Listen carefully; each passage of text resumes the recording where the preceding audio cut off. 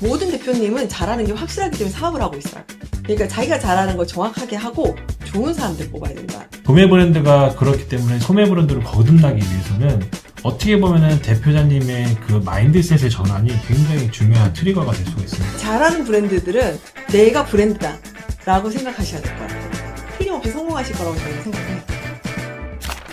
오래된 기업인데 물려줄 사람이 없거나 이럴 때 뭐 하버드 학생이나 이런 졸업생들 이런 분들이 이걸 사서 신기술을 접목해갖고 완전 새롭게 키우는 거. 그 리소스, 공장이라든지 네트워크라든지 이런 브랜드라든지 이런 것들을 자녀 세대에서 내가 한번 이걸 다시 살려보겠다. 이걸로 다시 그 브랜드를 만들어 보겠다라고 해서 저희를 찾아오시는 분들이 꽤 있었습니다. 이런 브랜드들이 갖고 있는 어떤 뭐 공통적인 특징들이 몇 가지가 있긴 있었거든요. 뭐 진짜로 대표님들께서 아무래도 기본적으로 갖고 있는 역량들이 있다 보니까 이거를 어떻게든지 뭔가 잘 살려서 사업을 전개를 하려고 하긴 하는데 일단은 내가 창립했던 멤버가 아니다 보니까 방향성을 어떻게 잡아야 될지 이런 것들에 대해서 되게 고민이 많았던 것 같아요. 공통적인 후기가 진짜 비슷했어요. 그러니까 브랜딩을 해야 된다. 그 다음에 브랜드의 로드맵 등을 명확하게 그려져서 좋았다. 부모님이 하신 사업이다 보니까 그 사업이 그대로 자기한테 온 거잖아요. 그러다 보니까 브랜딩 제대로 구축이 되지 않았던 거예요. 맞아요. 옛날에는 로고가 브랜딩이었잖아요. 그렇죠. 로고나 그냥 한 줄, 요게 브랜딩이다 보니까 요즘하고 좀 달라져서 이 브랜드가 왜 존재하는지, 사람들은 뭐 때문에 이 브랜드를 추구해서 나가야 되는 건지, 다른 브랜드들은 그러니까 하던 것만 하다 보니까 요즘 브랜드는 정말 확장이 많은데, 만약 운동화다, 뭐 티셔츠다, 바지다. 그럼 딱 그것만 하는 건데 그것만 하면 재미가 없잖아요. 우리 브랜드가 앞으로 어떻게 나가야 될지 로드맵을 좀 세우고 싶다. 이런 후기가 되게 많았습니다. 네. 이 헤리티지에 대한 스토리를 입히는 게 제일 중요했던 것 같아요. 무엇과도 바꿀 수 없는 이 시간을 버텨온 헤리티지. 그리고 사람들한테 인지되어 있는. 가령 예를 들면 리바이스라던가 최근에 있었던 마리띠 프랑스와 저거 막 이런 브랜드 다시 올라오잖아요. 우리 이제 강영희 부대표를 되게 신금 울렸던 그런 헤리티지 브랜드가 들어왔었잖아요, 우리한테. 그죠? 이건 좀 제 개인적인 여담이기도 한데 제가 엄청 좋아하는 스포츠 팀이 있습니다. 오랜 기간 동안 스폰서 해온 브랜드가 있었거든요. 그래서 저는 브랜드가 맨 처음 들어왔었을 때 너무 익숙해가지고 이걸 조사를 하는 과정 중에 이거 내 암흑기와 내 청춘을 좋아했던 브랜드를 스폰서했던 기업이다라는 걸 딱 느낀 순간 이거 어떻게든 좀 너무 잘 살리고 싶어서 이 업체 같은 경우에는 정말로 어떻게 보면 우리나라에서 시장을 개척한 업체예요. 그리고 실제로 성장도 정말 많이 했고 규모도 컸었고 근데 아까 대표님께서 얘기하셨던 것처럼 시대가 흐름에 따라서 이 브랜드는 앞으로 나아갈 때 방향성이라든지 이제 소비자들한테 접근하는 방식들이 되게 다양해졌거든요. 어쩔 때는 너무 빨리 앞서나가는 적도 있었고 네. 그걸 놓치다 보니까 아쉽게도 브랜드가 조금 약간 조금 이제 규모가 줄어드는 케이스였죠. 네. 이제 브랜딩을 어떻게 강화시킬 것인가. 그래서 저희가 전략들을 정말 많이 조사를 했었어요. 그냥 이 업체 같은 경우에는 일단 기능성 웨어다 보니까 어떤 커뮤니티 시장에서 이 브랜드가 조금 선점을 했었을 때 올라올 수 있을 것인가. 이런 것들에 대해서 정말 고민을 많이 했었습니다. 자, 다음 기업 스타일은 이렇게 요약해 볼 수 있어요. 약간 디자인 감도는 굉장히 좋은 기업들인데 소비자의 접근성이 떨어지는 브랜드를 운영하고 있는 이런 업체분들의 상담이 좀 있었습니다. 이런 분들이 어떤 식으로 이제 후기를 말씀하셨는지 한번 들어볼까요? 일전에 어디서 컨설팅을 받았을 때는 그냥 어느 회사의 대표로만 그 입장에서만 컨설팅이 진행이 됐는데 오늘 컨설팅은 회사의 대표이면서도 브랜드를 이끌어가는 디렉터, 디자이너로서의 내 고충도 이해하는 분위기였다. 그게 자기는 웨인즈랑 컨설팅하면서 가장 좋았다라고 얘기를 해주셨고 굉장히 중요하죠. 그러니까 회사의 대표의 고충만 이해하는 것이 아니라 디자이너의 고충도 이해하는 어떤 컨설팅이 너무 좋았기 때문에 여기 같은 경우는 저희랑 이제 계약도 바로 이어진 케이스기도 했거든요. 실질적으로 저희가 봐도 굉장히 옷이 예쁘고 디자이너의 그런 감도가 묻어나는 게 있었는데 본인들의 그런 디자이너적인 능력은 본인이 믿고 있지만 이게 이제 소비자한테 어떤 식으로 다가가야 되는지에 대해서 조금 고민이 많고 저희가 이런 분들에게 그냥 이런 실무적인 지식, 그다음에 역량 이런 것들을 훨씬 더 키워드리면 이 브랜드 자체가 시너지 효과가 굉장히 크게 작용하겠다라는 생각으로 저희가 이제 컨설팅을 하기 시작을 했습니다. 최근에 들어오는 업체 중에서 감각은 되게 좋고 되게 멋있어요. 옷 자체가. 되게 멋있는데, 이거 사람들이 입을 수 있나? 브랜드로서는 되게 멋진데, 이게 사업화해서 대중들이 소화하기에 그리고 이 괜찮을까? 이런 생각들을 되게 많이 하는. 그게 사이즈거든요. 예, 사이즈나 핏. 그리고 힙한 옷이긴 하지만, 뭔가 노출이 심한 옷이긴 하지만, 어떻게 입느냐에 따라서 일반인도 입을 수 있게끔 뭐 룩을 구성을 하는데, 안 그래도 그런 옷을 더 못 입게 만들어요. 여성복 같은 경우에는 이게 안 그래도 막 찢어져 있고, 너무 비치는 옷인데, 아예 그냥 모델도 그렇게 입고 있어요. 그럼 이거 사지 말라는 거 아닌가? 이거 대중한테 사라는 게 맞나? 요런 느낌이 좀 받았거든요. 근데 옷이 사실 너무 멋있었어. 모델이나 일반 사람들이 정말 잘 입게만 구성해줬으면 무조건 된다, 여기는. 실제로 저희가 B2C 브랜드, 그러니까 이런 브랜드를 할 때 제가 앞에 서두에 붙이는 게 있어요. 이커머스. 그러니까 결국에는 소비가 돼야 되거든요. 이게 소비가 되려면 소비자의 접근성을 높이는 과정이 정말 중요합니다. 그러니까 실제로 저희 브랜드 운영 컨설팅 같은 경우에는 이미 기본적으로 디자이너라든지 감도가 좋은 업체들이 들어와서 이런 접근성을 높이기 위한 어떤 전반적인 어떤 컨설팅을 진행을 한다고 보시면 될 것 같아요. 그래서 예를 들어서 뭐 세일즈 전략이라든지 뭐 소비자 접근 방식을 높이기 위해서 광고 마케팅을 어떻게 할 것이라든지 이런 것들을 정말 저희가 1차 미팅 때부터 같이 고민을 하다 보니까 대표님들께서 이런 것들이 엄청 만족감을 느꼈던 것 같기도 합니다. 네, 다음 유형은 저희한테 되게 자주 오시는 유형인데 도매 브랜드. 아, 맞습니다. 도매 브랜드 하시는 분들이 좀 더 진짜 그 소비자들을 위한 브랜드로 거듭나시기 위해서 저희 웨인즈의 문을 많이 두드리십니다. 어떤 부분들이 이제 후기를 남기셨는지 한번 들어보겠습니다. 도매에서 브랜드 운영으로 넘어갈 때 정말 많은 도움, 구체적인 도움이 되었다. 요렇게 네. 간단히 남겨주셨어요. 근데 그 도움이라는 게 아마 뭐 그때 얘기했지만 대표님께서도 항상 얘기하잖아요. 전화 상담했었을 때. 아, 배수가 중요하다. 근데 이 배수가 중요하다는 거에 대해서 처음에 잘 인지를 못 하시더라고요. 근데 그 이유는 아마 그건 것 같아요. 이제 나중에 뒤에서도 한번 말씀드리긴 하겠지만, 도매는 내가 상대하는 대상이 어떻게 보면 B2B 거래잖아요. 실제로 제품이 생산되고 소비자한테 전달하는 이 여정이 좀 차이가 많이 발생하거든요. 그러니까 아예 그냥 그 도매하고 이커머스 기반의 B2C는 비즈니스 모델이 아예 다르다고 생각하시는 게 오히려 나을 수도 있어요. 도매는 말 그대로 생산을 한 이후에 다른 도매업자한테 맡기는 거기 때문에 거기서 나오는 제가 가져가야 되는 배수와 저희가 이제 소비자를 상대로 했을 때 가져가야 되는 배수는 굉장히 다를 수밖에 없고 그 배수로 인해서 저희가 가져가는 수익의 구성도 굉장히 다르기 때문에 컨셉을 아예 그냥 머릿속에 있는 컨셉을 이렇게 전환을 하셔야 그 진정한 브랜드로 좀 거듭나도록 될 수 있지 않을까 이 생각이 듭니다. 오늘 촬영하는 날 아침에 제가 20분 정도 늦었잖아요. 네. 근데 이유가 전화 받느라고.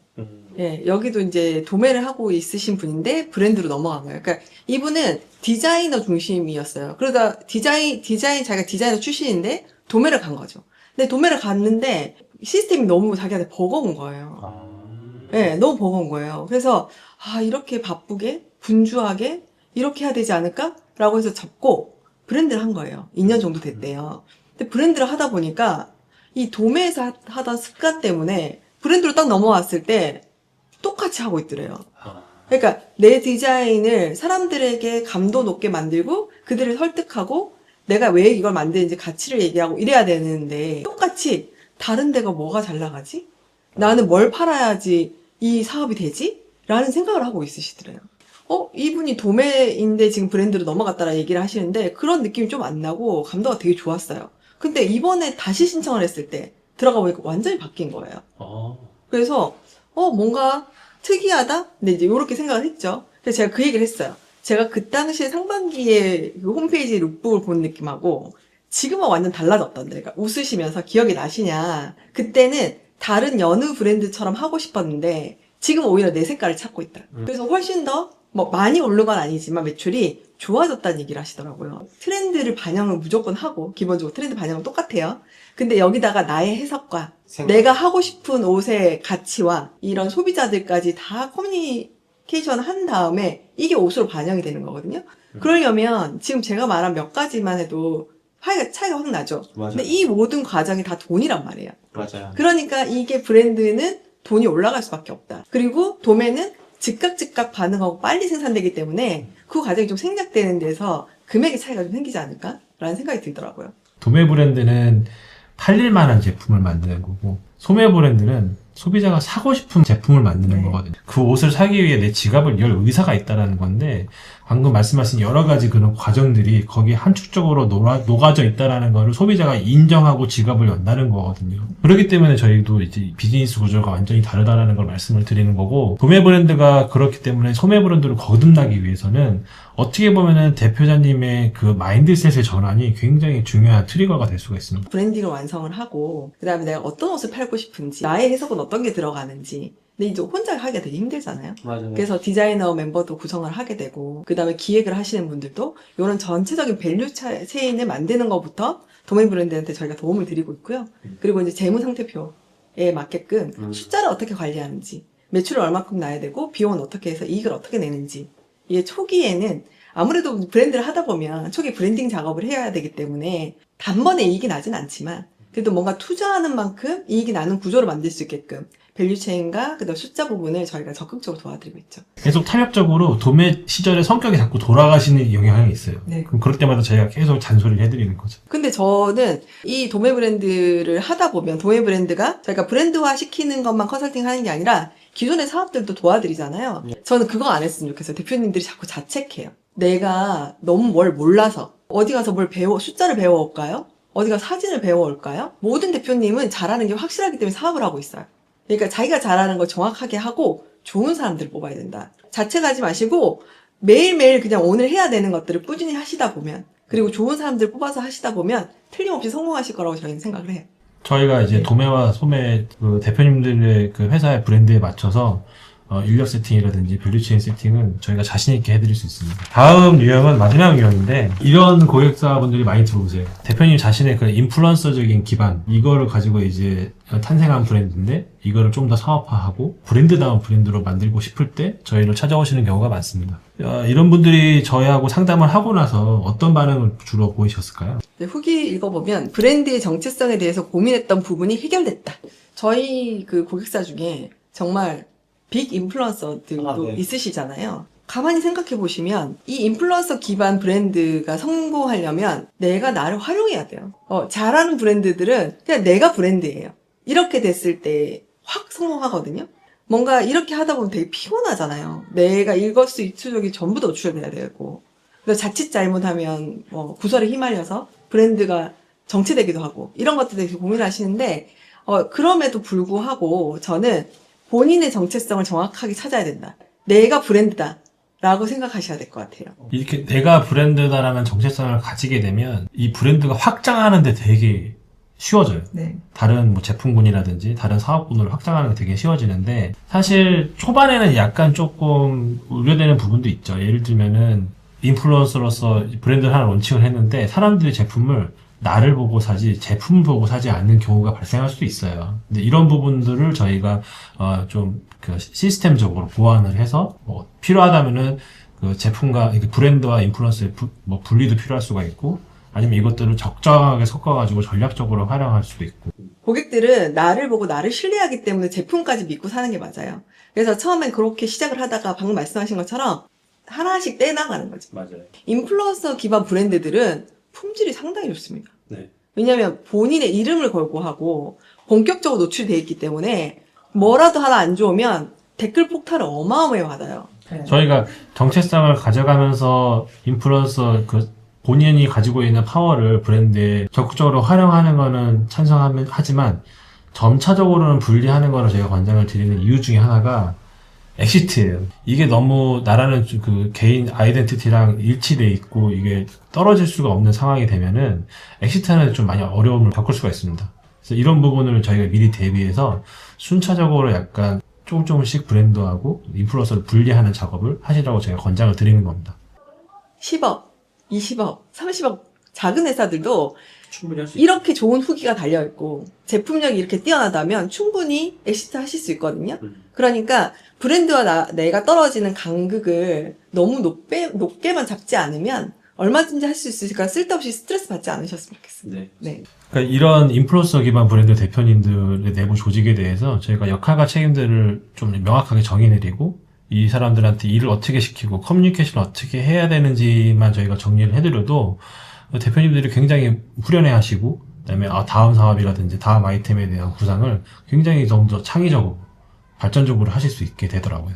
네, 오늘도 저희가 3개월 동안 1차 미팅을 끝나고 난 뒤에 후기를 바탕으로 해서 각 분야별로 어떤 고충이 있었고 어떻게 해결이 되었고 많은 고민을 갖고 있는 대표님들이 이 유튜브 보시고 많은 도움이 되었으면 좋겠고 그리고 지금도 고민하고 있는 대표님들 언제든 연락 주시면 저희가 정성을 다해서 상담해 드리도록 하겠습니다. 네. 오늘도 감사합니다. 감사합니다. 감사합니다.